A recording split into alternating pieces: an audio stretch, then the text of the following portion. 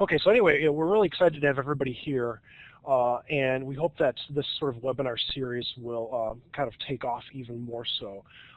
Just to give a couple of plugs, my colleague Marcy, Daniel Dixon, or everyone calls her Marcy, she's been doing an accessibility session, which you can see the emails for that. I think she's going to be doing that next week. I didn't get the exact dates, but if you look for the emails, you should see that.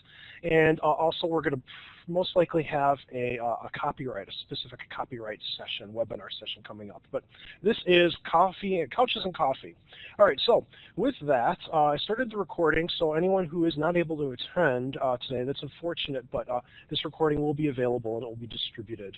And hopefully that won't, hopefully just remember that everyone who's here, you are being recorded. No big deal, no pressure. Okay, so a couple of things we want to do here is first I'd like to introduce Rachel, and thanks for hanging on there, Rachel. I'll get to you in a second. And we want to kind of talk about like identifying, your library needs and kind of get some ideas in terms of what you're after here. And also we're going to present a little bit, kind of like step back a little bit and talk about kind of the rationale and why the library is so important when we're talking about information literacy. And then we're going to talk about, discuss what online library can do for instructors and students in the online environment, and discuss some ways to integrate the library into online courses. I also have a couple of interactive, like little case studies we can look at, so as we have time for it. One thing I want everyone to do who's here is to please go to, I'm going to type this in the, I'm typing it in the chat window. I have a link to this Google form, and I would like everyone to please submit their responses. And I'm going to keep plugging this. I'll remind everyone at the end too. So there's the link in the chat window. Just because I'm trying to capture like who's here and what are they doing. If we need to go over past 11 o'clock, we can. I scheduled this for an extra half an hour. So, hey. We're going to be here for an hour, but if you want to stick around, that's great. All right, so with that, Rachel, please take it away. Okay. Well, hi, everyone. I'm Rachel Cornelius. I'm a new employee with UW Colleges. I'm based in Marathon, so my appointment is about 50% Marathon and 25% online. And this is my second semester here. So I have a master's degree in library and information science. I received that from UW Milwaukee, and I took that entire program online. So I've been on the student side of an online classroom and know some of the detachment and struggles that students kind of feel when their classroom is a website. And then my undergraduate work was in English, and that's from Carthage College in Kenosha. So yeah, I'm a Wisconsin girl through and through, and I'm happy to be with University of Wisconsin colleges and working with online students. Oh, great. Thanks, Rachel. I'm going to turn off my video now, so that way you don't have to look at my face anymore. Unless you really want to, but that's fine. So just a couple of scoping questions here, and what I'd like to do is get an idea of how you might, kind of what are your needs. So for instance, how do you use the library in your online courses? How do you envision using the library in online courses? And also, how do you use your campus library? And if you do, how do you see that, your campus library translating into an online environment? And I know this is a bunch of questions, but feel free to raise your hand and, which is a little icon that looks like a hand above the participant list, or chat. So for instance, I'm going to put my hand raised so you can see what it looks like. So does anyone have any inputs on how to use the library in online courses?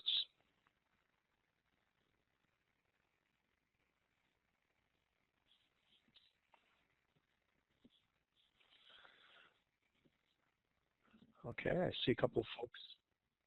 All right, Tony, you raised your hand here, so you can. Do you have your microphone on? Would you like to talk?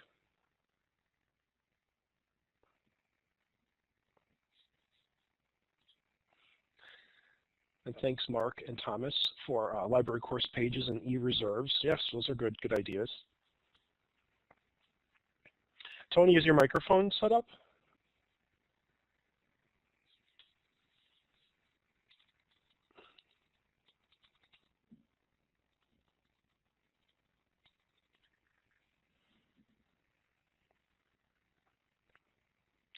That's not a problem.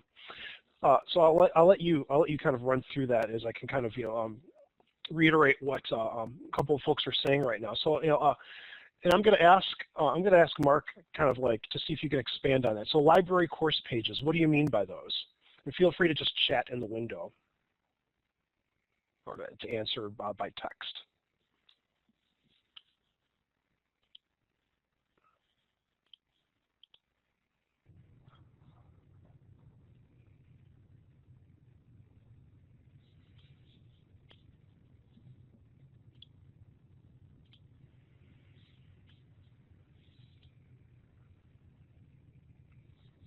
Okay, so Mark, it's I think this is really good you're saying this. Each tool we have at the colleges where each course has its own dynamically built research portal which helps bring in resources that are relevant to the student. And so, Rachel, and what are those things called that Mark is referring to? Mark is referring to library course pages. That is separate from what we're going to talk about a little later, which is called LibGuide. Library course pages sort of handily organizes itself in a way, like it auto-populates and is customizable, where a library LibGuide is designable, like I would take the time to design them. So it is, both of them are sort of website-based tools that can be customized for classes. So that would be kind of a instructor preference. In today's session, we're going to focus a little more on LibGuides and show you what those look like. Okay, yeah, great. Thanks for clarifying that, Rachel, because what Mark was describing there, my mind went to LibGuides, but they're actually something a little different. So this is good to know. Okay, so with that, just kind of like, I wanted folks to just kind of, talk a little bit about in terms of, what the library is for. And in a way, the idea is we want to expand on this. We want to kind of, like what Rachel, you're going at with going beyond, to something like LibGuides and how we might be able to create those. But within the whole context of this is this thing called, or this concept or this set of terms or standards, information literacy. And these come from the American Library Association. And Rachel, please feel free to step in if you have anything to add. I just basically took this from the ALA website. Defining information literacy, skills that are needed to find, retrieve, analyze, and use information. And so the idea is that particularly if it's online or a face-to-face class, it's like students are developing this competency or need to develop this competency in order to just be critical thinkers. I mean, that's kind of another way to think about it. I encourage everyone to really unpack each of these and have a look at some of them because you might find that they're going to, a lot of the things that you're doing in class, it might match them, or you might be a little bit, sort of going there. And here's what the library can really help, because librarians, and Rachel in particular, they're experts in these. And so what I want to do here next is I'll just kind of go through quickly a couple of these standards. I'm not going to read through all of these, but think of like it has to do with helping students understand how to use information, whether it's finding the appropriate content through database search, and not always just going to Google or Wikipedia, not that they're necessarily bad, but being able to look at that information, to use it effectively, to understand the copyright concerns, and that we can't just use any picture, and ourselves and our students. This is the kind of behavior that we want to encourage. So kind of like another sort of way to expand on this is, your task here is identify how your online course may or may not help students meet these standards. If anybody has any ideas on specifically with information literacy, please feel free to chime in here. And Rachel, if you have something to add, please do. Yeah, so this website that was referred to on the last slide is really thorough and has really clear indicators and outcomes for these standards. And these are the things that students need to build now to be able to continue in their academic life. So, and do things like standard 2 there is accessing information effectively and efficiently. So like to be able to do these things quickly and correctly, that's why these standards are kind of important and are outlined. So I do encourage everyone, like Kevin said, to take a look at them a little more deeply too. And then the library fits into these standards. So we, the information, you know, that can be accessed effectively and efficiently could be online information, or it could be database found, like articles and things. So, you know, if anyone would want to chat with me after looking at these about how to use them more, we could do a phone call too. So, just a thought. And your librarians on campus are aware of these standards as well. Great. Thanks, Rachel. Yeah, as you're talking here, I'm trying to pull up a website so that way we can get to it. I didn't have them completely ready, but give me a moment here so that way folks can have a look at them. Yeah, I mean, really, this gets into the heart of what it is that we're talking about in terms of like how the library really helps. I mean, you know, yes, the library does all of these things that we're talking about earlier in terms of you being able to have the e-reserves and the electronic databases. But I mean, part of that was within this context of helping students develop these information literacy competencies. If, you know, like we're saying, encourage everyone to have a look at them, because this might help you if you're thinking in terms of how is the library going to work in my course.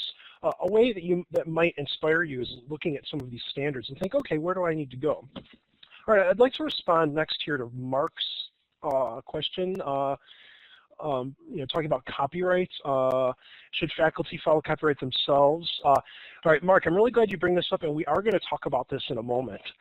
So can you, if you just keep that in mind, because yes, copyright is a big thing. Like, yes, we need to model copyright as well as.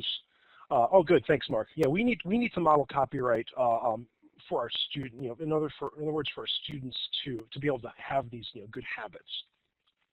Thanks, Thomas, for your comments. Very important.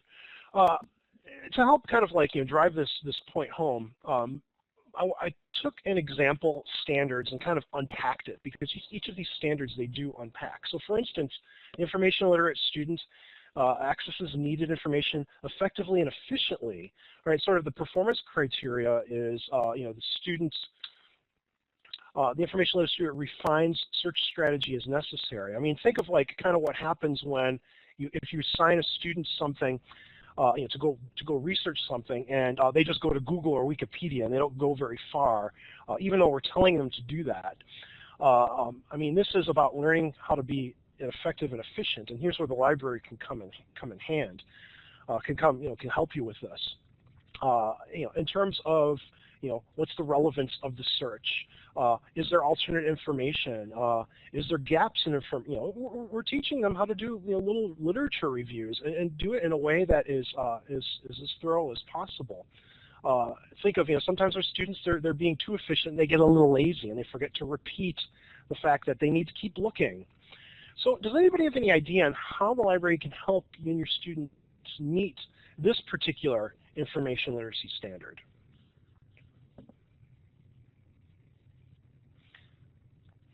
Just like Mark, you were saying, particularly with copyright, I didn't pull that particular standard out, but like modeling is one way to do it. But any ideas here?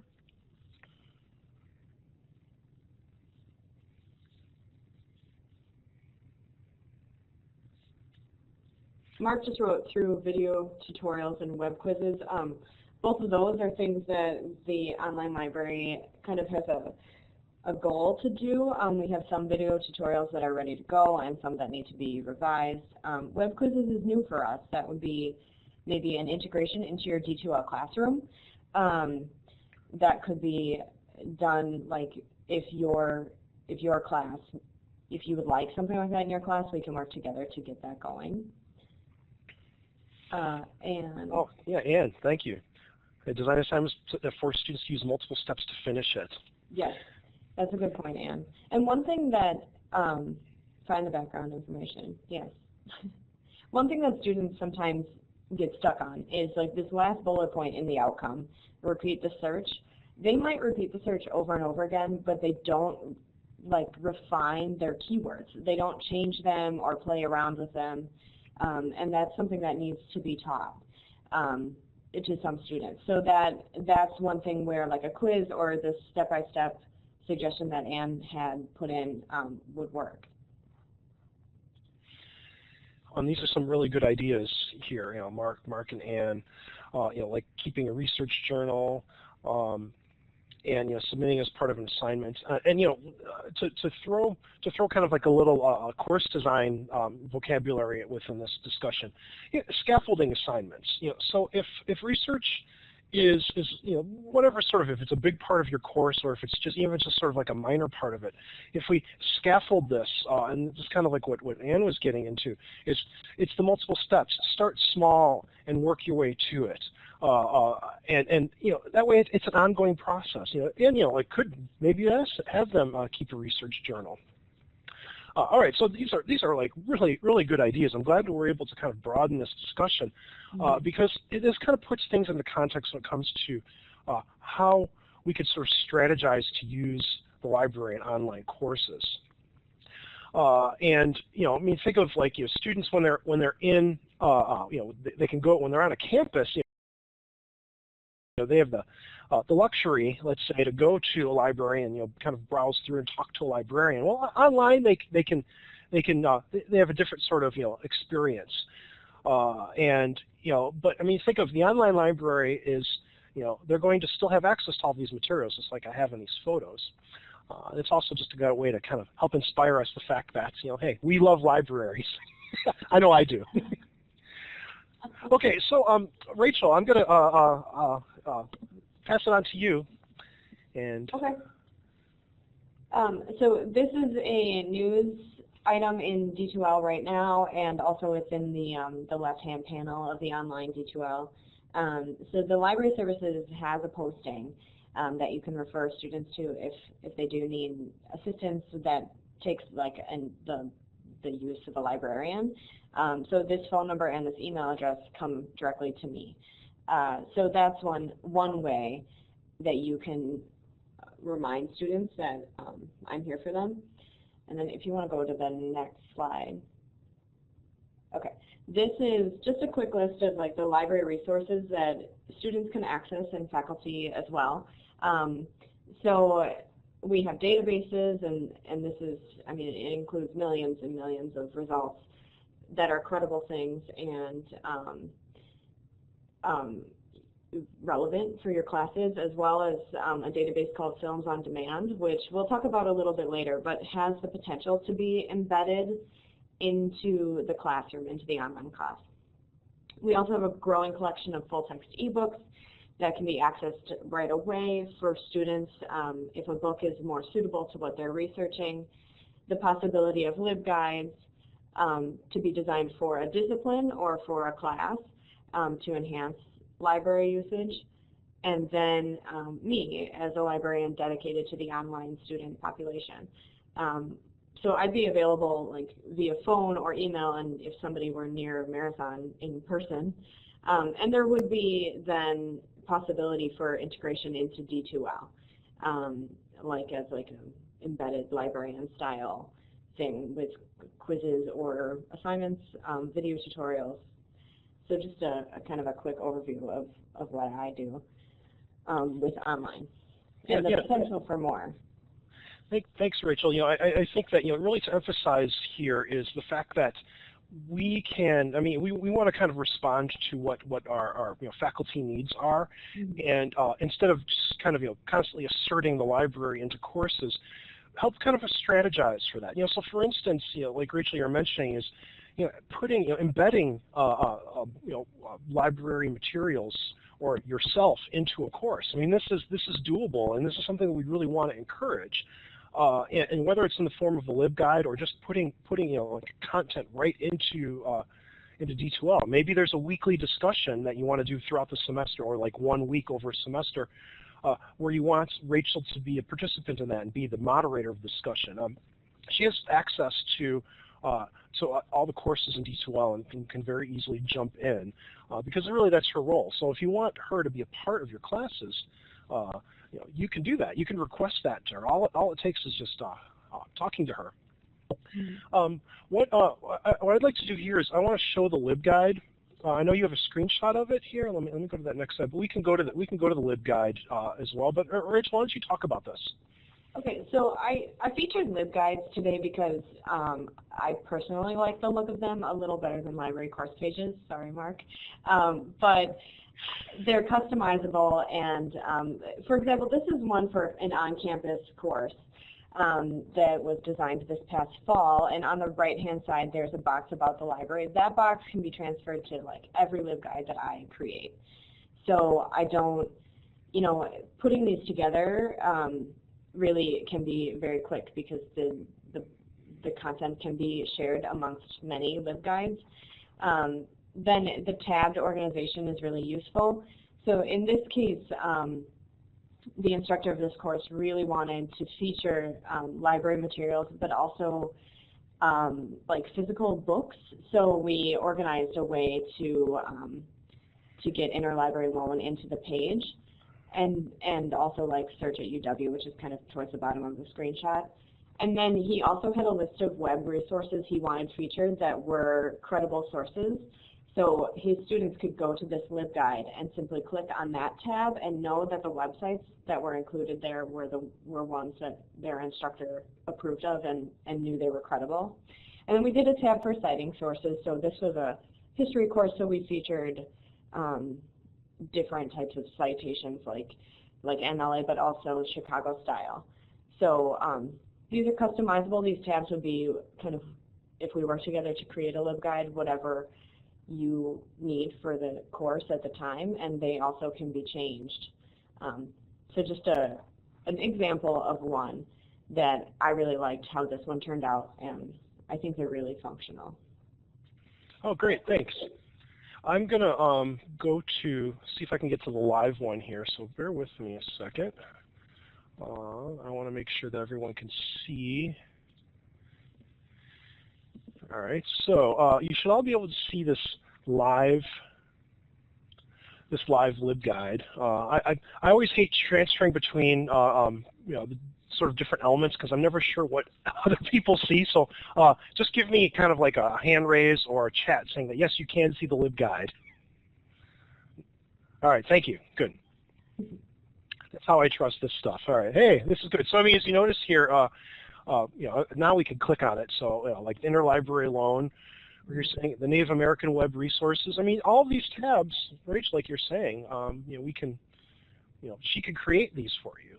And I mean, this is just one example of one LibGuide, and so there's a lot of flexibility built into this, into this sort of technology.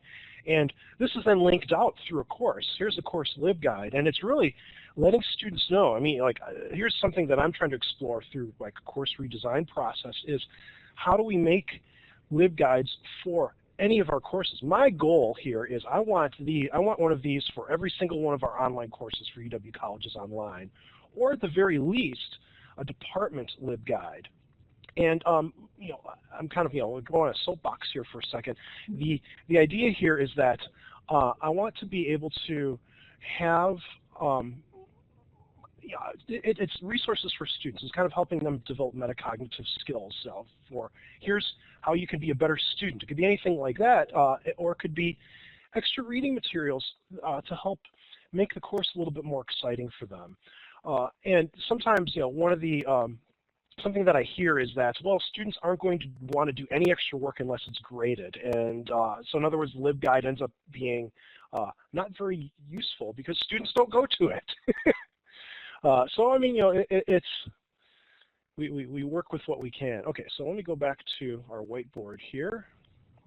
All right, so any comments, please? I've got one more thing to add to about the LibGuides is Sure. They do allow for embedded video. So that too can be another way to change the dynamic of the page, and include a video from either Films on Demand or a tutorial that I've created or has been created that has to do with like citations or whatever the need may be. So that's another way to kind of feature and change the page. and Anne, you bring up a really good point, is that you can look at the page statistics, the analytics, to find out who's clicking where. This is really good. And I mean, this kind of gets into a couple of scenarios that I'm going to run through and ask for your input. I'm kind of giving you the answer because the answer here to these case studies are that we'll talk about is, well, use a LibGuide, because I want everyone to leave here today thinking, at the very least, how can I make a LibGuide? All right, Yvonne, answering chat questions, I often try to find if there's a good LibGuide to refer to. Yvonne is talking about the chat feature that the librarians have, which you may have seen. If you want to go back, it says click to chat there. That connects to the librarians throughout UW colleges, so an online student can use this and get library help right away. If say it's if I'm not available, or if chatting is just where they're more comfortable. So Yvonne is saying that she's found LibGuides that help answer those questions, which is great. Oh, good. Yeah, thank you. Yeah, no, I mean, and here's one. It's an argument for having a LibGuide just in any course, even if it's very minimal. Putting this widget or this area, this tab or this column, so that way students can immediately chat with the librarian. I mean, here it is. I mean, granted, you do have office hours. And Rachel, do you stay there until 7:30 at night? No. These are the hours for Marathon's campus library. So the typical office hours for online is like 9 to 3, but I would be very happy to do like appointment-based style work. So if they can't be with me at 3, I can be here at 7, depending on the day. So this click to chat reaches all of our librarians who are logged into the chat. So it may not be me on the other end, but there's an expert there. And Laura just posted that the chat is embedded several places throughout, and that's true. If they're on a database page, the chat's embedded. So it's really present when that question about how do I use this library thing occurs for a student, there's a chat box. Oh, that's good. Good. Yeah, no, because I mean, really, it's kind of helping know that there's a librarian presence in the online courses, and it's very accessible for a lot of students. All right, so a couple of other things to talk about here are kind of like these are kind of like technical tips in terms of what we can do with embedding library resources into your courses. And I experimented a little bit with this in order to set up this webinar. And the idea is that when you're on a database and you find the link to an ebook or an article, you can embed that link into your D2L page, wherever it's appropriate. And then what happens is when students click on that, they're able to access that resource. Now, there's a couple of things to keep in mind here.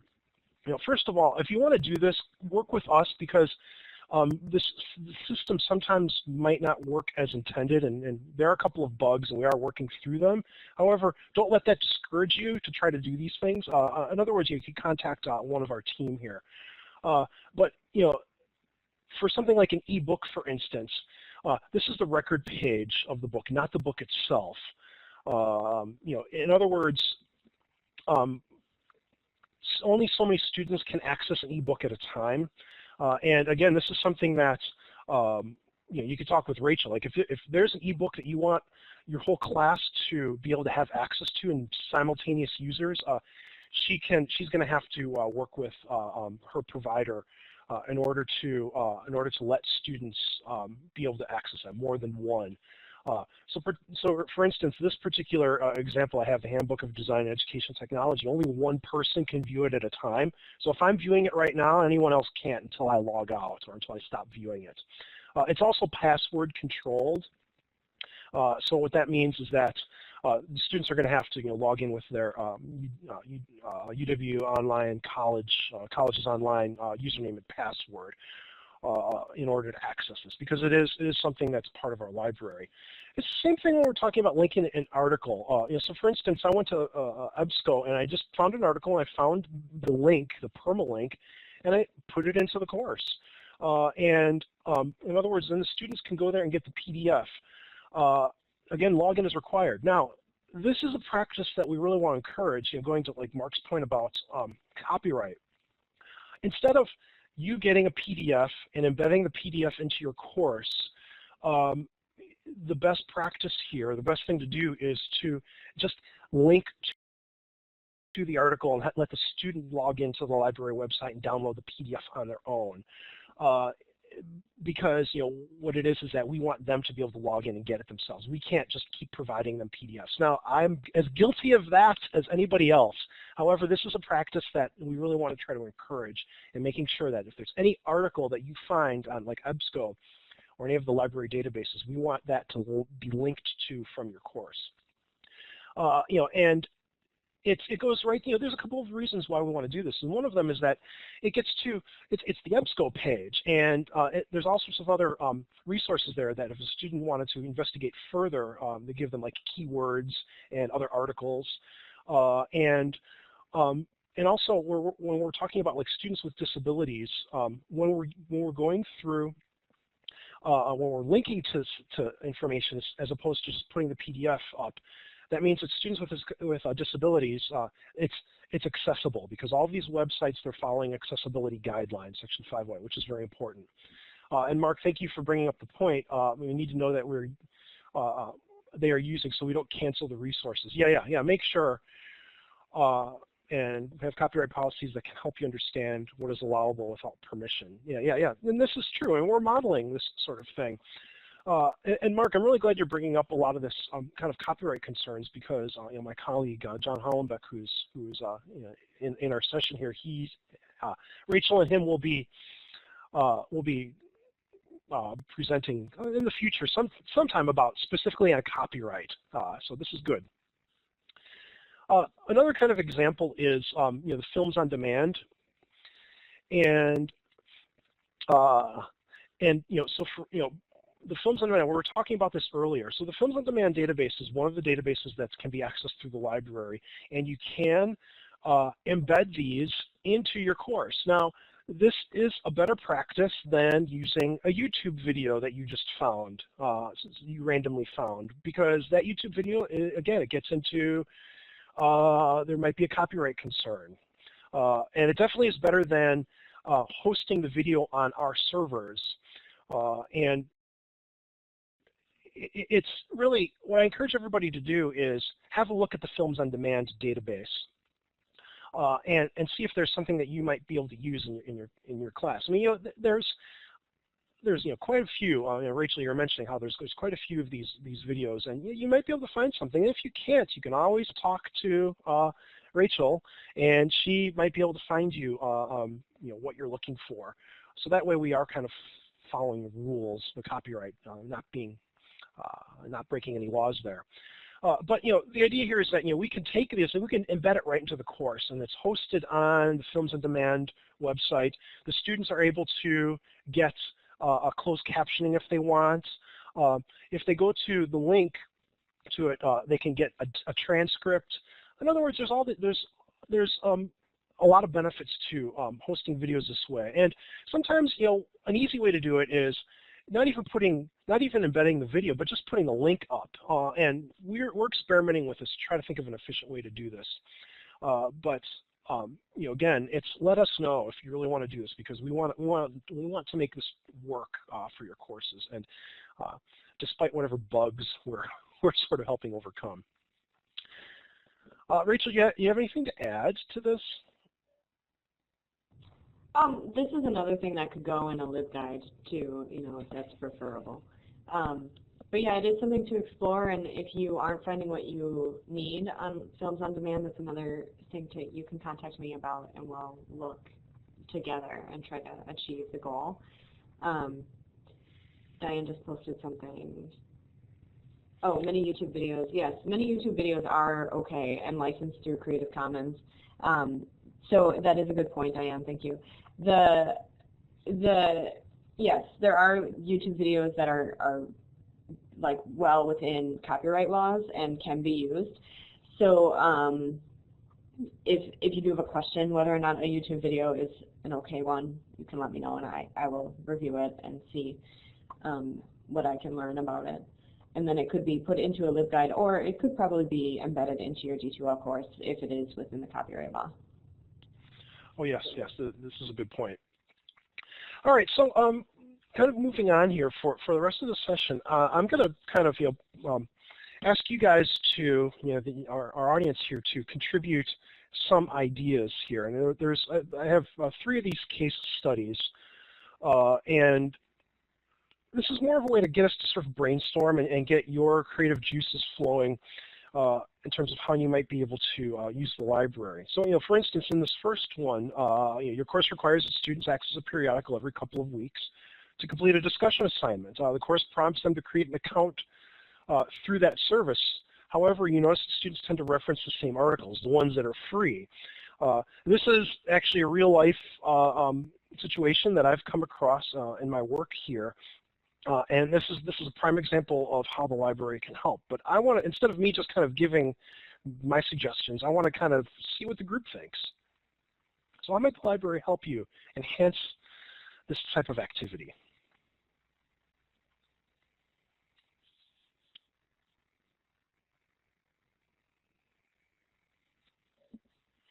Yes, Mark, good. Embed links to the journal through LCP LibGuide. Perfect.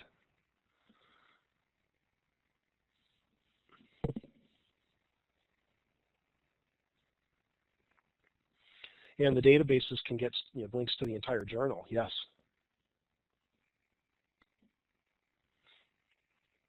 Any ideas on how, okay, Thomas, librarians are good at helping define research objectives. What are you trying to achieve with this assignment? Yeah, good, good. And show how to set up an alert that will email new stuff directly. Yeah. Thomas, this is kind of one of the things that I was just about to ask is, let's think of this in terms of like the design of the particular assignment. What are you asking? What's the objective here? So for instance, one course, they just want students to get used to reading a particular journal to just become better scholars.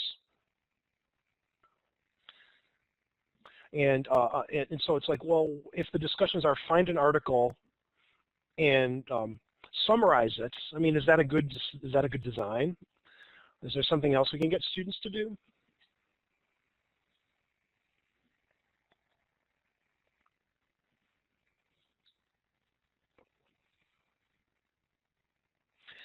Yes, path of least resistance, compare and contrast with other articles. Yeah, yeah. And what I think, Anne, you brought this up earlier, and it gets into if we scaffold an assignment like this. So, for instance, so teach about the article to their class, identify trends in the research. Yeah. Now, think of like going back to like what the outcomes are, what the objective is. Sometimes for a 100 or 200 level course, students, they just have to first find an article and then slowly build up these skills and know how to kind of like in a way critique and develop those efficient ways of finding an article, and this could lead to kind of a larger assignment towards the end of the course that's built up to it. So there, share with students, do a compare and contrast, and maybe it leads to something like identifying trends in research. But I mean, I'm always kind of when I'm working with course redesigns, if we start at the very beginning, identify trends in research for like a 101 course, that might be a really big challenge for students. The idea here is that if they're always going to the path of least resistance, we in a way have to pave the way where they have no other choice, and that's through a very intentional design. This is good. All right, let's go to the next one here. So, okay, so students in your course have been referencing materials for writing assignments using non-academic or biased sources. I mean, I'm sure all of you know this. Student output has resulted in lower grades, even though the arguments and writing meet your expectations or the instructor's expectations. How might the library help with this? So like, the referencing.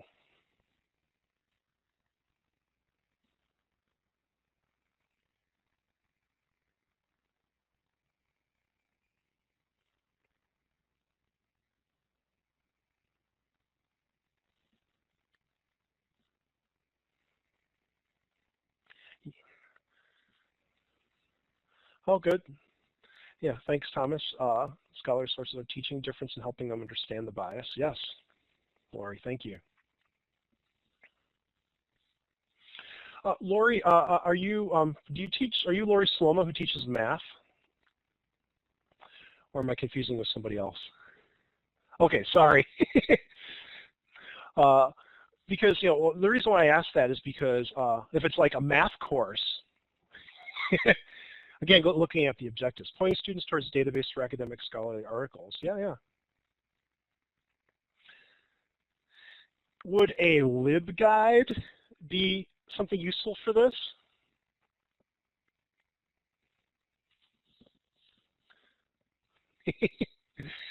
Yeah, I'm kind of like you.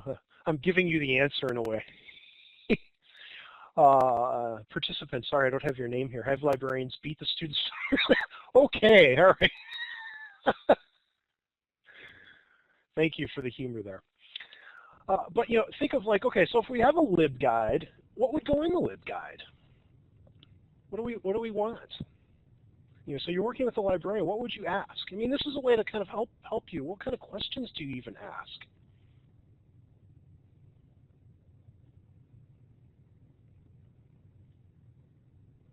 Oh, yes. Yeah, and just pointed out recommended databases. So our databases some of them are very subject specific and some are general. So depending on the class, we may be able to really tailor the pool of databases on the LibGuide to really kind of meet the need there. Oh, good. Thank you again, Lori. There. Thank you, Rachel. All right, so here's another one. It's the last one, I promise. Hopefully, this is getting your kind of everyone thinking a little bit about this. So you've been using an established LibGuide in your course. So now there is already a LibGuide, but based on student work, you notice that they are not accessing the materials. Your assignment is to explicitly state to students to use the resource, but you suggest that it contains useful information to succeed in the course. One student commented they did not see a reason to access the LibGuide, perceiving it as more of an optional resource. Now, here's where you already have a LibGuide for the course, but students aren't using them. How might you make better efforts to use the LibGuides? How might the library help in these efforts? This is kind of like moving a little. So we built it, but they did not come. Thanks, Thomas. Scaffolding assignments get students to use the LibGuide before final projects. Yeah. Mm-hmm. It's building it, making it a requirement, saying that this is a part of the course. Any other ideas here? I mean, a lot of this gets into what Thomas, you're mentioning earlier about students have the path of least resistance, and so it's like, how do we motivate them? How do we get them excited about something like information literacy? When it comes to a particular course. I mean, this gets into the core of the matter of we want students to be kind of engaged, self-guided learners, but they're not always that.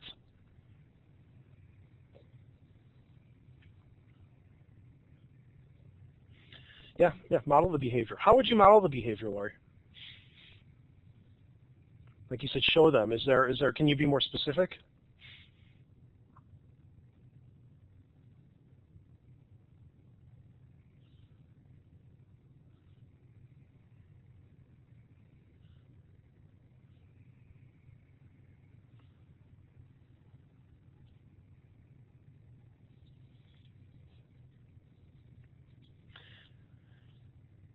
Yeah, sorry for the pause here. I'd just like to give everyone a chance to sort of think. While Lori is typing, I will point out that hopefully the LibGuide would become like the easiest solution for a student. So, you know, if the LibGuide exists and it's in your course and it houses everything that's going to be useful to them for research, hopefully they wouldn't need to go kind of around it to Google or something. It would become what they think of first. Yeah, and it's kind of like helping, you know, model the behavior, you know, by mentioning it, you know, and things like the news items, and you know, it's like there's constantly an advertisement, and saying this is the resource that you go to, and here's where, like, you know, when I said my lofty goal here of making sure that every single one of our courses in UW Colleges Online has a LibGuide. So, you know, the lead instructors, you know, help build these LibGuides, and, you know, whoever might be teaching it might have some ideas on how to help adapt it to their courses. But it's like constantly mentioning it and everything. And I mean, even if it's, you know, I mentioned earlier like a math course. You know, students are going through like the Pearson's My Math Lab or Math Excel to do all the work, but yet, you know, they think, well, what do I need the LibGuide for? Well, there might actually be some useful information that Rachel could put together that can help just how to be a better math student. You know, that can help sort of understand, you know, how to develop, you know, quantitative literacy skills. In other words, kind of, you know, help create a broader context for like a course like math. But I mean, really, it's up. You know, so Thomas, thank you. You know, assignment design answered through the LibGuide. Yes. How to write a science paper. Yeah, and see, it gets into like these larger kind of, you know, metacognitive skills, because, you know, we're not only are we teaching, you know, helping students master the learning outcomes and develop these competencies in the courses, we're also just helping them just be better students and be critical thinkers. And here's, you know, these kind of broader types of outcomes are here's where the library can really help. In some way or the other, and the LibGuide is, I mean, really, we couldn't have asked for a better thing, a better sort of tool. All right, thank everyone for your you know, responses. This is good. All right, so a couple of the things we want to talk about before we finish up. One of them is with copyrights. Rachel, do you want to mention anything here? I know I've been doing a lot of talking. Yeah, I mean, like the slide says, when in doubt, contact the library. There's also a library page that thank you, John, just sent through the chat. So you can kind of discover some answers on your own if you feel comfortable doing that. Using links to the databases is a really great way to share the material in your course. And Anne mentioned before, it helps us know which databases are being used as well. So that's a really useful technique. Yeah. So always ask if you have a question, and I'm here for that. And I don't know. Is there? I guess that's all I have for copyright right now. Yeah, no, thank you. I sorry to put you on the spot there. And I know I forgot who it was. You mentioned that, you know, some YouTube videos, they are Creative Commons licensed. And you know, I just want to make sure that everyone is kind of familiar with the logos and what all these different things mean. And I'm not gonna walk through them. I'm gonna let a future presentation talk about that. But I mean, you know, if it's Creative Commons licensed, you're safe. And you know, so for instance, you know, like I use when I'm designing courses, and I like to put a lot of images in courses. And the course I teach, my TOL course, I just go to the Creative Commons search engine, and I find pictures. You know, I find images that I can use in my course, and as long as they're, you know, depending on what the license is, you know, sometimes the person just wants to be acknowledged. You know, it's just knowing that, hey, I'm putting it out on Creative Commons, and I've put images, you know, photographs up on Creative Commons, because I think it's kind of a way of giving back as well. I'm not trying to make money off of my pictures. I'm no brilliant photographer, but sometimes it's nice to have, you know, give and take, or take and give at the same time. Thanks, John, for sharing that link too. But yeah, we will have more on this coming up soon. So to be continued. Okay, so just to finish up here, just a couple of practice tips, and I know we kind of like are repeating a lot of these things, but really to leave with today, it's again we're saying this over and over because we really want to drive this point home. Utilize or develop a course or department LibGuide. This is my big thing, and I want to see everyone kind of get jazzed up about this and give Rachel more work than she can handle. And then add Rachel's contact information to your course syllabus, so you can just embed. I know Michael, you're putting a lot of things. You're making sure that the library widget is included in D2L, so that's good. It reminds students of the library contact information, like we've been talking about, like the chat button. And please, all of you, just realize, take advantage of the fact that Rachel is available for faculty consultations, as well as all of our instructional design team here. So, I mean, this is only the beginning. Thomas, thank you for bringing up. It's good to start with caution. Anyone who's willing to do a four-factor analysis and get more dairy. Thank you. But this is the beginning of this, and I'd love to kind of continue this conversation in future Couches and Coffee sessions in terms of how do we step it up beyond where we are right now, because right now there's not a lot of just not a lot of use with LibGuides, particularly like courses that we've been redesigning, and we're encouraging our lead instructors and any of you who are working with a course redesign or someone who's doing a course redesign, or just your department. So let's really step this up because we can do a lot with this. All right, with that, thank you all very much. As a lover of the library, it's been a pleasure working with you, Rachel. Thank you. You are very welcome, and thank everyone. Does anyone have any final comments or things to say? Before you go, let me put the link back up to that survey. So I can kind of capture some information here. It's not really an evaluation per se, but I appreciate your comments because I want to be able to offer these, or we want to be able to offer these webinars at a time that's convenient for everyone and try to get as many people as we can to attend. And so your input really helps us do this because we're all over the state, and this is how we work through professional development. We use these distance technologies, as clunky or fun as they might be. So any comments, anything to say other than that? Thank you all very much.